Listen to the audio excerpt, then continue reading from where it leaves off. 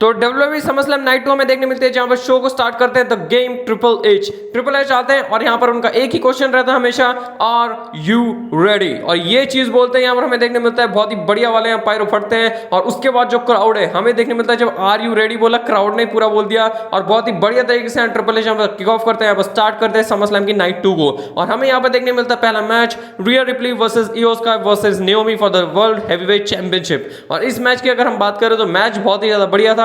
लोगों ने पर उम्मीद लगाई थी कि कैसे रेसलमेनिया 41 में जो मैच हुआ था रिया रिप्ली वर्सेस इयो स्काई वर्सेस बियांका ब्लेयर, वैसा ही एक और हमें बैंगर मैच देखने मिलेगा। और ऐसा ही हमें यहाँ पर एक चीज देखने मिली, एक बढ़िया वाला बैंगर मैच हमें देखने मिला और शो की स्टार्टिंग एकदम अच्छी तरीके से क्लासिक मैच के स्टार्ट हुई और हमें देखने मिलता है यहाँ पर तीनों सुपरस्टार आपस में जान फूक रहे हैं और यहाँ पर बहुत ही बढ़िया तरीके से एक दूसरे को मारे जा रहे हैं। यहाँ हमें यही चीज देखने मिलती है कि कैसे जो नाओमी है वो यहाँ स्टार्टिंग में तो डोमिनेट करती है, पर उसके बाद जब रिया रिप्ली और यहाँ पर इयो स्काई मारने लगती है तो एक साथ यहाँ पर इयो स्काई का इमोट भी करते हैं दोनों मिलकर। और बाकी हमें यहाँ पर और भी सारे बड़े बड़े मूव्स देखने मिलते हैं, जैसे इयो स्काई का हाई फ्लैंग एक्शन हमें देखने मिलता है, रिया रिप्ली की हमें स्ट्रेंथ एंड पावर देखने मिलती है और नाओमी का या थोड़े टेक्नीशियन टाइप के हमें मूव्स देखने मिलते हैं, सारे पावर बॉम्ब स्प्लैश वगैरह हमें सारी चीजें किक्स वगैरह सब कुछ देखने मिलता है। और मैच की एंडिंग की अगर हम बात करें तो मैच की एंडिंग में क्या होता है, मैच की एंडिंग में हमें यहाँ पर ये देखने मिलता है कि कैसे जो नाओमी है यहाँ पर बहुत ही बुरी तरीके से पिट रही होती है। पूरे मैच के अंदर हमें यही देखने मिलता है, बीच बीच में आके मारती है और बार बार यहाँ पर देखने मिलता है वही पिट रही होती है। एक चीज हमें एंडिंग ऐसे देखने मिलती है कि कैसे यहाँ पर एक बार तो रिपटाइट लगा दिया था नाओमी को, पर उसके बाद इयो स्काई आके बचा लेते, फिर इयो स्काई और रिया रिप्ली आपस में लड़ रहे होते हैं और उसके बाद हमें देखने मिलते हैं रिपटाइट लगा देती है रिया रिप्ली इयो स्काई को और उसके बाद नाओमी बाहर फेंक देते हैं रिया रिप्ली को 1 2 और 3 और नाओमी यहाँ पर स्टील करके विक्ट्री ले जाती है और स्टील अपनी चैंपियन है। फिर नेक्स्ट हमें यहाँ पर देखने मिलता है 6 man tag team ladder match, एक TLC मैच और यहाँ पर हमें देखने मिलता है हार्डी बॉयज और डडली बॉयज होते हैं। आपको पता होगा फर्स्ट एवर TLC मैच हुआ था तो वो एक टैग टीम मैच हुआ था और यहाँ पर हमें 3 टीम देखने मिली थी, जब Dudley Boyz, Hardy Boyz, Edge and Christian हमें देखने मिलते थे। एकदम बैंकर क्लासिक मैच दिया था और यहाँ पर अभी तक यहाँ पर टॉप 10 मैचेस के अंदर भी उसे यहाँ पर इंक्लूड किया जाता है अगर एक हम यहाँ सिंगल्स मैच की बात ना करें तो इतना बढ़िया मैच यहाँ पर डिलीवर किए थे। तो वही सारी एक्सपेक्टेशन लोगों की भी थी, क्योंकि जब हमें देखने मिलता है रेसलमेनिया 41 के बाद जब स्मैकडाउन हुआ था यहाँ पर स्मैकडाउन आफ्टर रेसलमेनिया, उसके अंदर एक ऐसा TLC लैडर मैच दिया था यहाँ पर स्मैकडाउन की टैग टीम में जो कि यहाँ पर हमेशा याद रखे जाने वाला है। तो एक्सपेक्टेशन वही थी, उम्मीद यही थी और सच बताऊं यहाँ पर डिलीवर भी वही किया गया है। अगर मैं यहाँ पर बताने लगा कि क्या क्या इस मैच में हुआ तो मैं यहाँ पर कम पड़ जाऊंगा, मैं उसके ऊपर एक अलग ही वीडियो बना सकता हूँ। इतना खतरनाक हमें यहाँ सीक्वेंस देखने मिलते हैं, सारे A to Z बड़े बड़े सीक्वेंस देखने मिलते हैं। यहाँ लैडर से कहीं गिर रहे हैं, टेबल पे गिर रहे हैं, चेयर से मार रहे हैं, ऊपर से यहाँ लटक के गिर रहे हैं या टेबल्स पे, अनाउंस टेबल पे, हर जगह यहाँ पर पूरी तरीके से कहर मचा हुआ था। और सच बताऊं अगर आप इस मैच को अगर एक बार यहाँ जाके देख लें तो आपको मजा आ जाए। मैं तो रिकमेंड यही करूंगा कि आप मैच को जाके जरूर देखें, क्योंकि एक अलग ही लेवल हमें मैच देखने मिलता है। यहाँ पर टेबल, लैडर और चेयर ऐसे गिर रही है जैसे कुछ भी नहीं है, नॉर्मल मूव चल रहे हैं वैसे ही हमें देखने मिलता है। कोई स्प्लैश मार रहा है, कोई DDT मार रहा है, कोई यहाँ पर 3 बंदे 3 लैडर के ऊपर जाके गिर रहे हैं। और एंडिंग की बात करें तो एंडिंग में तो यहाँ पर हमें ये भी देखने मिलता है जो स्ट्रीट प्रॉफिट की मदद करने के लिए आती है और उसके बाद यहाँ पर हमें DIY की भी मदद करने के लिए आती है कैंडिस लीरे, पर यहाँ पर उनको भी फेंक दिया जाता है और उनका मुंह लगता है सीधे लैडर पे जाके। यहाँ जॉनी गार्गैनो को आप रिएक्शन देखिए जो कि बहुत ही खतरनाक होता है। नेक्स्ट में यहाँ पर एंडिंग की बात करें तो एंडिंग में हमें देखने मिलता है जब यहाँ बहुत ही अच्छी तरीके से स्ट्रीट प्रॉफिट यहाँ कमबैक कर रही होती है या लैडर चढ़ने जा रही होती है तो अंकल आउडी बोलते हैं बस बहुत हो गया। अंकल आउडी ने एक एक करके पहले जॉनी गार्गैनो ऊपर ही लटके हुए छोड़ दिए, फिर उसके बाद यहाँ पर हमें देखने मिलता है जो यहाँ फ्रेजर है, नेथन फ्रेजर आके मार रहे होते, पर मिड एयर में यहाँ पर जो बढ़िया वाले जॉनी गार्गैनो ने किक मारी बहुत ही बढ़िया थी। और जब अंकल हाउडी यहाँ पर बहुत ही ज्यादा तंग हो जाते हैं, पहले तो सारे सुपरस्टार को पहले जो लैडर पे चढ़े होते हैं उनको फेंक देते टेबल वगैरह पे, रोप पे लगते हैं, जाके इधर उधर जाके गिरते हैं। फिर उसके बाद यहाँ पर हमें देखने मिलता है कि कैसे जो अंकल हाउडी यहाँ पर रोक लेते हैं। जब हमें ऊपर देखने मिलता है नेथन फ्रेजर चढ़ रहे होते हैं चैंपियनशिप के लिए तो उन्हें यहाँ पर मैंडेटरी क्लॉ लगा देते हैं और उनका नीचे गिरा देते हैं। तो यहाँ एक ही बात कहेंगे, यहाँ पूरी मदद की यहाँ पर अंकल हाउडी ने जीतने के लिए। वैसे यहाँ पर डेस्टर लूमिस हमें यहीं पिटते हुए देखने मिल रहे थे और कुछ यहाँ पर हुआ नहीं और एंडिंग में हमें देखने मिलता है अंकल हाउडी यहाँ पर हेल्प करते हैं। फिर नेक्स्ट मैच यहाँ पर था यहाँ solo Sikoa versus Jacob फाटू for WWE United states championship और ये मैच भी हमें एक बढ़िया मैच देखने मिला। पूरा शो ही बहुत ज्यादा बढ़िया था, नाइट 1 भी बढ़िया था, नाइट 2 भी बढ़िया था और यहाँ जो फर्स्ट एवर समरस्लैम है नाइट 2 का वो एक सक्सेसफुल एकदम बढ़िया वाला सक्सेसर रहा है और ये शायद बहुत ही अच्छी तरीके से चलाने वाली है WWE। और रेसलमेनिया 41 से तो बहुत ही ज्यादा बढ़िया शो हमें देखने मिला, आप चाहे कुछ भी कहें। और यहाँ मैच की बात करते हैं स्टील केज के अंदर तो आपको पता ही है यहाँ पर कोई अभी तक तो आ नहीं सकता था, आएगा तो उसे ऊपर से चढ़ना पड़ेगा। तो वही चीज हमें देखने मिल रही थी कि कैसे यहाँ पर जो जेकब फाटू है स्टार्टिंग में तो सोलो सिकोआ को धो रहे थे, पर बाद में जाते जाते सोलो सिकोआ भी यहाँ कमजोर नहीं दिखाया गया, जो कि बहुत ही अच्छी बात है। अगर सोलो सिकोआ को कमजोर दिखाएंगे तो अच्छी बात नहीं रहेगी। और मैच के अंदर हमें यही देखने मिलता है कि कैसे एक दूसरे को डिस्ट्रॉय करने के लिए पूरे उतरे हुए स्टील केज के अंदर और जो कुछ कर सकते हैं दूसरे को निचोड़ के मार रहे हैं बुरी तरीके से। और हमें यहाँ पर देखने मिलता है यहाँ पर कि कैसे जो बीच में हमें देखने मिलता है जो स्टील केज के बाहर खड़े होते हैं टोंगा लो, जेसी मेटो और टाला टोंगा, वो डिस्ट्रैक्ट कर रहे होते हैं बार बार जेकब फाटू, जिसकी वजह से उन्हें दिक्कत आ रही होती है। तो यहाँ जिमी उसको हेल्प करने के लिए आता है, पहले यहाँ टोंगा लोगों को मारते हैं, फिर जेसी मेटो को मारते हैं, पर टायलर टोंगा को नहीं मार पाते, उन्होंने यहाँ पर एक बिग बुट दे दिया, फिर उसके बाद जिमी उसे गिर जाते हैं। फिर सोलो का इसी डिस्ट्रैक्शन का फायदा उठाते हैं, और जब यहाँ जेकब फाटो एस्केप करने जा रहे होते हैं केस से, तो हमें देखने मिलता है टायलर टोंगा यहाँ पर मुंह पे दे मारते हैं यहाँ पर डोर, जिसकी वजह से जेकब फाटो अंदर आ जाते हैं। उसके बाद अब एक और बड़ी चीज की, टायलर टोंगा ने यहाँ पर हैंडकफ कर दिया था जेकब फाटो का स्टील केज के पास ही, और जब यहाँ पर सोलो बाहर निकलने जा रहे होते हैं, तो यहाँ पर हमें देखने मिलता है जेकब फाटो रोकते हैं, पर उसके बाद वापस हमें देखने मिलता है डोर मारते हैं स्टील केज का, जिसकी वजह से यहाँ जेकब फाटो अंदर चल जाता है, सोलो को एस्केप कर जाता है और जीत जाते हैं। फिर जेसी मेटो आते हैं या टोंगा लोग आते हैं, दोनों को बहुत बुरी तरीके से धोते हैं, पर टायलर टोंगा सोलो से वहां से निकल जाते हैं, क्योंकि उन्हें पता था जेकब फाटो पगलाने वाला है। फिर उसके बाद उन दोनों को धो देते हैं, और इसी तरीके से हमें एंडिंग देखने मिलती है। नेक्स्ट हमें यहाँ पर देखने मिलता है Becky Lynch versus Lyra Valkyria for the WWE women's intercontinental championship. और इस मैच की बात करें तो भाई मैच एकदम एक्सपेक्टेशन से बहुत ही अच्छा उतरा है। कहने का मतलब जो इनके राइवलरी एक तरीके से एंड ही हो चुकी है। इसके बाद यहाँ पर मैचेस मुश्किल है कि हमें यहाँ पर देखने मिलेंगे। हमें ऐसे देखने मिलता है पूरे मैच के अंदर जितनी चीजें हो सकती हैं, यहाँ पर चेन से लेके कैंडोस्टिक, यहाँ पर टूल बॉक्स वगैरह जितनी भी चीजें थी सारी यहाँ दोनों सुपरस्टार ने यूज की, और फिर भी यहाँ पर हमें देखने मिलता है दोनों सुपरस्टार यहाँ पर हार मानने को तैयार नहीं है, या वायर वगैरह एक दूसरे को मार दिया। मतलब एकदम ब्रूटल मैच था। यहाँ पूरा हमें देखने मिलता है कैसे पूरे टूल्स का टूल बॉक्स के अंदर से इस्तेमाल किया, और यहाँ एंडिंग तो हमें और भी अलग ही टाइप की देखने मिलती है। और इससे यहाँ पर हमें पता चल रहा है कि इन दोनों की राइवलरी आगे भी यहाँ कंटिन्यू होनी चाहिए, पर मुश्किल है कि यहाँ पर WWE और भी मैचेस इनके कराएगी, पर बाद में जाके और भी फ्यूचर में इन दोनों के मैचेस देखने में हमें बहुत ज्यादा मजा आएगा, क्योंकि बहुत ही ज्यादा बढ़िया हमें चीज देखने मिल रही है इन दोनों का। और इन दोनों की जो स्टोरी लाइन बहुत ही बढ़िया दिखती है। यहाँ पर मैचेस भी हमेशा बढ़िया ही देते हैं, और जितनी बार भी यहाँ पर हमें मैचेस देखने मिले बहुत ही बढ़िया थे। बाकी हम मैच की बात करें तो यहाँ पर एक्सटिंग्विशर वगैरह हमें देखने मिलता है। यहाँ पर एक बार तो यहाँ पर जो Becky Lynch man handle slam भी लगा दी थी चेयर के ऊपर, पर उसके ऊपर भी यहाँ पर किक आउट हो जाए। भाई बहुत ही बढ़िया मैच था।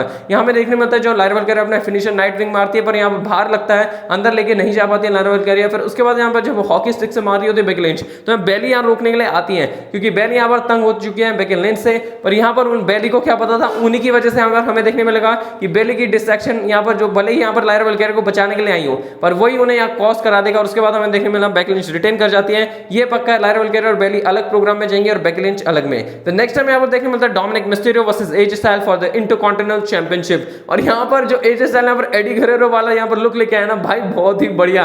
यहाँ पर अच्छी तरीके से हमें देखने मिला तो जो एजे स्टाइल्स ने ट्रिब्यूट पे करते हैं एडी गुerrero को, और उसके बाद यहाँ पर आते हैं और पूरी तरीके से उसी स्टाइल में यहाँ पर रेसलिंग कर रहे हैं। आपने एक बार और नोटिस की होगी एजे स्टाइल्स के हाथ में ग्लव्स नहीं थे, वह बिना ग्लव्स के आए थे, जो कि बहुत ही ज्यादा रेयर कि एजे स्टाइल्स बिना ग्लव्स के आए, जो कि एक अलग ही यहाँ पर हमें फील दे रहा था, एक अलग ही एजे स्टाइल देखने मिल रहा था। एजे गुerrero यहाँ पर हमें देखने मिला था, जो कि बहुत ही बढ़िया हमें देखने मिलता है। और डोमिनिक मिस्टीरियो भी इस चीज से तंग हो जाते हैं। मैच यहाँ पर बहुत बड़े पेस पे चला, और यहाँ पर पूरे मैच के अंदर हमें देखने मिलता है जो लाइट है वो यहाँ पर जलती है, और एक तरीके से ट्रिब्यूट पे मान लीजिए या फिर कहें यहाँ पर बहुत ही बढ़िया यहाँ पर फील दे दिया था मैच को, जब पूरे यहाँ स्टेडियम में अंधेरा और यहाँ जो फैंस हैं या टॉर्च लाइट यहाँ पर हिला रहे हैं, जो कि बहुत ही अच्छी तरीके से ट्रिब्यूट पे किया जा रहा था। और बाकी एज स्टाइल भी कह रहे थे क्या पता उनका लास्ट समरस्लैम हो तो क्या पता उसलिए भी कर रहे हो। फिर अगर हम यहाँ पर मैच की बात करें तो मैच के अंदर हमें ये देखने मिलता है कि कैसे जो डोमिनिक मिस्टीरियो 619 लगाते हैं, स्प्लैश लगाते हैं, और उसके बाद में एज स्टाइल किक आउट करते हैं। फिर हमें उसके बाद देखने मिलता है काल्फ क्रशर, और जब वहां पर उस काल्फ क्रशर से हमें छूटते हुए दिखते हैं डोमिनिक मिस्टीरियो, तो यहाँ मेन फैक्टर आता है कि कैसे वो अपना जूता है वो खोल लेते हैं, और यहीं से हमें मेन चीज एंडिंग देखने मिलती है। यहाँ पर एक बहुत ही बढ़िया सीक्वेंस होता है जब डोमिनिक मिस्टीरियो यहाँ चेयर मार के यहाँ एज स्टाइल के हाथ में पकड़ा देते हैं, तो यहाँ पर एज स्टाइल अपने गले में बांध के चेयर नीचे गिर जाते हैं। फिर यह बहुत ही बढ़िया सीक्वेंस देखने मिलता है, और एंडिंग में ये देखने मिलता है कि कैसे टर्न बकल का एक्सपोज कर देते हैं, जिसकी वजह से रेफरी डिस्ट्रैक्ट होता है, या बूट मारते हैं एज स्टाइल को सर पे 1 2 और 3। ये चीज अच्छी नहीं लगी। एज स्टाइल को और भी अच्छी तरीके से क्या पता फिन बैलर डिस्ट्रैक्ट करके ऐसे एंडिंग देते हैं,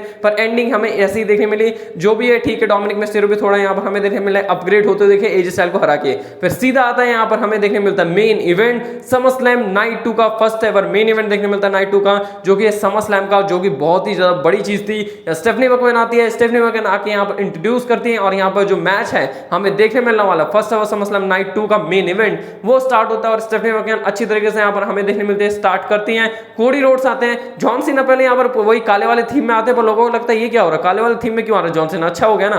पर तभी यहाँ पर जो रंग है वो अलग होता है, और यहाँ पर जॉन सीना का जो थीम सॉन्ग है उसमें हमें देखने मिलता है कि कैसे कलर हो चुके हैं, कलर भर चुके हैं, और जॉन सीना अपनी एंट्री करते हैं बहुत ही बड़े तरीके से। मैच हमें ऐसे स्टार्ट होता है देखने मिलता है, दोनों एक सुपरस्टार आपस में गले मिलते हैं, और उसके बाद हमें देखने मिलता है मैच स्टार्ट होता है। स्टार्टिंग में हमें देखने मिलता है जो स्टील स्टेप्स है वो ले आते हैं। स्टील स्टेप्स में पहले तो पटकते कोडी रोड्स और जॉन सीना को ऊपर, यहाँ स्टील स्टेप जब मुंह पे फेंक के मारते हैं कोडी रोड्स को, वो और भी ज्यादा बढ़िया सीक्वेंस देखने हैं मिलता है। फिर डिजास्टर किक भी मारते हैं रोप के पास से, फिर हमें यहाँ पर देखने मिलता है नेक ब्रेकर भी मारते हैं। फिर उसके बाद हमें देखने मिलता है जो कोडी रोड्स है वो स्टील चेयर निकाल के ले आते हैं, स्टील चेयर से फिर यहाँ अटैक करते हैं जॉन सीना के ऊपर, पर जॉन सीना बाहर फेंक देते कोडी रोड्स को। ज्यादा हमें यहाँ देखने मिलता है जो स्टील चेयर का यूज नहीं कर पाए। फिर उसके बाद बाद यहाँ पर हमें देखने मिलता है कि कैसे जॉन सीना शोल्डर टैकर मारते हैं, गिराते हैं और फाइन नकल शफल मारते हैं और यू कैन सी मी पूरा स्टेडियम यहाँ पर हमें गूंजता हुआ दिखता है इस वर्ड से। फिर उसके बाद यहाँ उठते हैं, यहाँ उसके बाद हमें देखने मिलता है किक आउट कर देते हैं कोडी रोड्स। फिर यहाँ जो जॉन सीना अपनी पावर भी दिखा रहे होते हैं। बाकी अगर फिनिशर की बात करें तो यहाँ हमें देखने मिलता है एक बार तो कोडी कटर मार दिया था जॉन सीना ने, पर उसके बाद एक ऐसा मूव मारा जो कि हमें देखने मिलता है पाइल ड्राइवर, वो यहाँ पर बैंड है, उस मूव को यहाँ पर यूज किया और जॉन सीना वहां से एक तरीके से चित हो गए थे। फिर यहाँ देखने मिलता है एसटीएफ में अभी फंसाते हैं, पर उसके बाद यहाँ जो कोडी रोड्स हैं यहाँ पर किसी तरीके से निकल जाते हैं क्योंकि रोप से टच करके तो निकल नहीं सकते हैं। बाकी माइक वगैरह यूज हुआ था, हमें बीच में देखने में था एटीट्यूड एडजस्टमेंट यहाँ पर लगा देते हैं अनाउंस टेबल के ऊपर, पर उसके बाद जब यहाँ रिंग के अंदर लाते हैं और उसके बाद पिन करते हैं तो किक आउट कर देते कोडी रोड्स। और अगर पूरे मैच के फिनिशर्स की बात करें तो जॉन सीना एटीट्यूड एडजस्टमेंट पे लगाए जा रहे हैं, पर कोडी रोड्स यहाँ पर किक आउट किए जा रहे हैं। कोडी रोड्स यहाँ पर क्रॉसरोड पे क्रॉसरोड लगाया जा रहा है और उस पर भी किक आउट हो जा रहा है। मतलब ये इतना बढ़िया सीक्वेंस देखने मिला कि कैसे यहाँ पर इतने सारे फिनिशर लगाए, पर दोनों यहाँ पर सुपरस्टार हार मानने को बिल्कुल भी तैयार नहीं है। फिर उसके बाद हमें देखने मिलता है कि कैसे बैरिकेड टाइप होते हैं यहाँ पर स्टील के, उसके ऊपर कोडी रोड्स बाहर ले जाकर पटकते हैं। और एक सबसे बढ़िया और एकदम खतरनाक सीन लगता है ना, जब ये जॉन सीना उठा के लेके आते हैं वहीं जो कोडी रोड्स की एंट्रेंस होते हैं नीचे से, वैसे ही जॉन सीना यहाँ पर एटीट्यूड एडजस्टमेंट की पोज में लेके आते हैं और यहाँ उठते हैं और बहुत ही एकदम खतरनाक कूलेस्ट मूवमेंट मेरे को एवर लगा।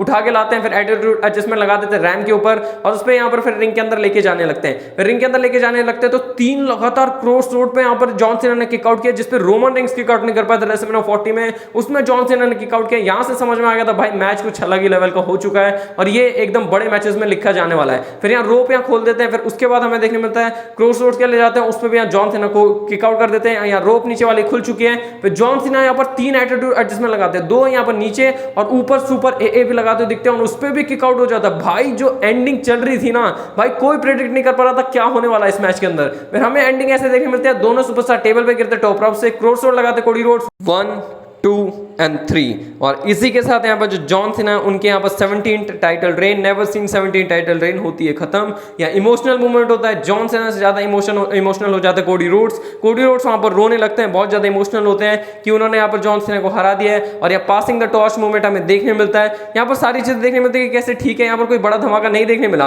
पर यहाँ जॉन सीना बहुत ज्यादा इमोशनल होते हैं, फैंस सारे इमोशनल होते हैं और सारे फैंस यहाँ पर भूल जाते हैं कि कोई शॉकिंग मूवमेंट था पर यहाँ पर देखने क्यों नहीं मिला।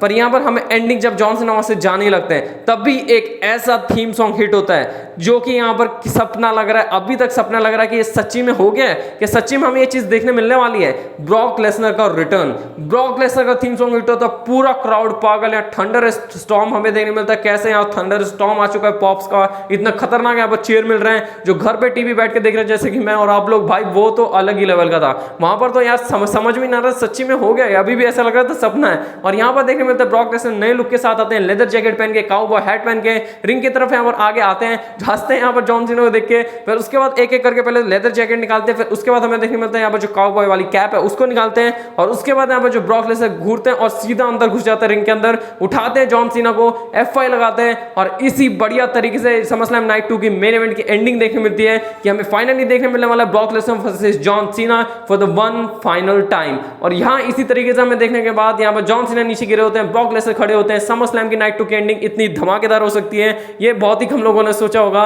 और यहाँ पर ब्रॉक लेसनर वापस से काउबॉय वाली हैट लगाते हैं, पहनते हैं और वहां से चले जाते हैं। और यही चीज हमें पूरी देखने मिली समरस्लैम नाइट 2 के अंदर। नाइट 1 भी अलग, यहाँ पर हमें रूस ऑफ द सेंचुरी देखने मिला। लोग यहाँ पर एक बार को रॉक का रिटर्न एक्सपेक्ट कर रहे थे पर ब्रॉक लेसनर का दूर दूर तक नहीं, यहाँ पर थोड़े से चांसेस थे पर चांसेस उनके कम थे, पर उन्होंने फाइनल रिटर्न कर लिया। John Cena versus Brock Lesnar में देखने मिलेगा। नाइट 2 बढ़िया, नाइट 1 बढ़िया, बहुत ही ज्यादा मजा आ गया। और बाकी हम बात करेंगे अपडेट वाली वीडियो में और सारी चीजों के, तब तक चैनल को सब्सक्राइब करके रखें wrestling fans. Take care and good bye.